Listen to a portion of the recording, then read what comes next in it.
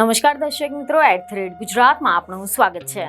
ગોંડલમાં ફરી રાજકારણમાં ગરમી પ્રવર્તી છે।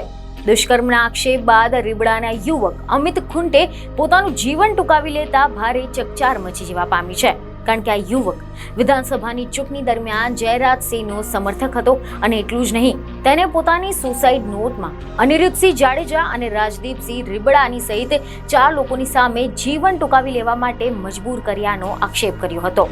પરંતુ હવે આ મામલે અનિરુદ્ધસિંહનું મોટું નિવેદન સામે આવ્યું છે। તેમને પોતાના પર લાગેલા જે આક્ષેપો છે તેને નકારી કાઢ્યા છે અને સાથે જ તેમણે ગોંડલને મિર્ઝાપુર ગણાવીને જયરાજસિંહ જાડેજાની સામે અનેક આકરા પ્રહારો કર્યા હતા। ડિટેલમાં જો આપણે વાત કરીએ તો અહેવાલ એવા મળી રહ્યા છે કે પોતાની ઉપર લાગેલા આક્ષેપોને નકારતા મીડિયા સમક્ષ અનિરુદ્ધસિંહ જાડેજાએ એવું નિવેદન આપ્યું હતું કે દુષ્કર્મના ગુનામાં સંડોવાયેલા અમિત ખુંટેને જયરાજસિંહ જાડેજા દ્વારા રક્ષણ પૂરું પાડવામાં આવ્યું હતું। અમિત ખુંટે જયરાજસિંહ જાડેજાને ત્યાં આશરો લીધો હતો, તેમજ ખુદ જયરાજસિંહ જાડેજા દ્વારા રાજકોટ શહેર એ ડિવિઝન પોલીસ સ્ટેશનના પીઆઈ બારોટને ફોન કરીને અમિત પોતાની પાસે છે તેવું જણાવ્યું હતું। તેમજ બપોરના સમયે પીઆઈ બારોટ રાજકોટ ખાતેથી ગોંડલ ખાતે જયરાજસિંહ જાડેજાના ઘરે પણ ગયા હતા।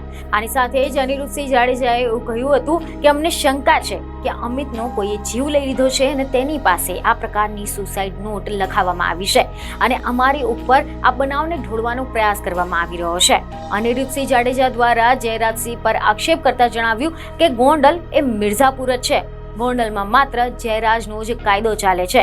જયરાજસિંહ કહે તે મુજબ પોલીસ ફરિયાદ નોંધે છે, તેમજ પોલીસને જે 4 પન્નાની સુસાઇડ નોટ મળી છે તેમાં પણ ચોથું પાનું એકદમ જુદું છે, તેમજ જેમાં લખેલા અક્ષરો છે તે પણ જુદા હોવાનો અનિરુદ્ધસિંહ જાડેજાએ જણાવ્યું હતું।